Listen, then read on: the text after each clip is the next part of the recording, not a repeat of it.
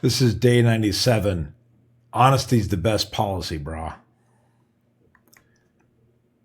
I was driving with my wife and daughter one afternoon when they tuned into their favorite guilty pleasure, a local radio program called Ryan's Roses. The premise is simple and predictably dramatic. A woman suspects her man is cheating. She calls the show. The host offers the suspected cheater a free dozen red roses and a love note to send to whomever he has on his mind. Predictably, he sends them to his mistress. The scorned lover, secretly listening to the entire conversation, then erupts. Drama ensues. It is the kind of spectacle that makes you cringe, and yet you cannot look away. On this particular day, however, there was a twist. This time a man suspected his wife. Instead of calling her directly, the host called her personal trainer. They made the same offer, a dozen red roses and a love note to anyone that he wanted. The trainer, without hesitation, said to send them to the wife. The message was simple and damning.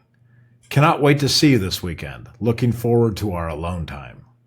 The husband, who had been listening in silence, broke in. His voice was sharp, angry, and disbelieving. Are you having an affair with my wife? Usually the accused would duck and dodge, scramble for an excuse, and try to get off the call as quickly as possible. But not this trainer. He paused for a beat, then said in a voice that sounded like it came straight out of the classic surf movie North Shore, "Yep." The husband was incensed. "What? You admit it?" And the trainer, calm as ever, replied, "Honesty's the best policy, brah." For some reason, that surfer trainer voice has stuck with me ever since. Honesty is the best policy.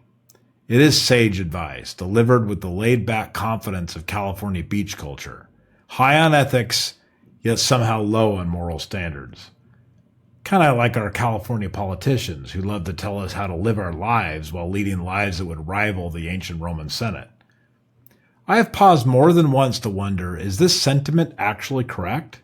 Is honesty indeed the best policy? The answer I've come to realize is both yes and no. Honesty is the best policy, but only within the context of a trust relationship. Without trust, honesty can be dangerous. It can cause damage to yourself and to others, often unintentionally. When there is no foundation of trust and the other party's intent is unclear, having no filter is not virtuous, it's actually reckless. Consider the most effective and productive relationships you have ever had, whether in business, friendship, or family. The ones that stand out are the ones where honesty is honored and respected as a core pillar. These are the relationships where you can speak your truth without fear of manipulation or retaliation, where you can say what you really think and the other person will listen, consider, and respond with equal honesty. These relationships are rare. When you find one, you hold on to it because it is worth more than riches. In a trust relationship, honesty becomes the fabric that holds everything together. It allows for speed. It removes the need for endless qualifications, hedging, and political maneuvering. When you trust someone and they trust you, you can move quickly. You can make decisions without second guessing. You can speak plainly without worrying that your words will be twisted or used against you. Trust is speed, and honesty is the fuel that makes that possible. But trust is not automatic. It is built over time, through consistency, through reliability, through demonstrated intent. Intent is the single most significant factor in creating a trust relationship. You can have all the expertise in the world, but if your intent is suspect, trust will never form. People will always know your intent. You may think you can hide it, but you cannot. It shows through in your tone, your cadence, your expression, your word choice, your actions, what you choose to focus on and what you choose to ignore. No matter how you may think you conceal your intent, it will always come through, loud and clear. This is why honesty without trust is so dangerous. If the other person does not trust your intent, your honesty will not be received as truth. It will be accepted as manipulation, as an attack, as a power play. You may think you are being helpful, but without trust, your words will land poorly. They will cause damage. They will create distance instead of connection. I have learned this the hard way. There have been times when I have spoken truth without considering whether the relationship could handle it. I thought I was being honest, but I was really just being careless. I did not pause to consider whether the other person trusted me, that they understood my intent, or was even ready to hear what I had to say.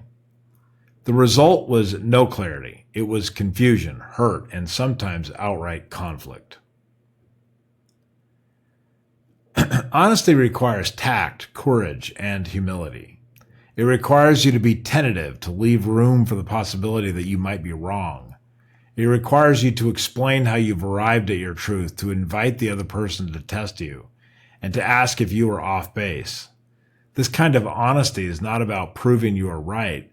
It is about creating a space where both people can speak freely, learn, and also grow.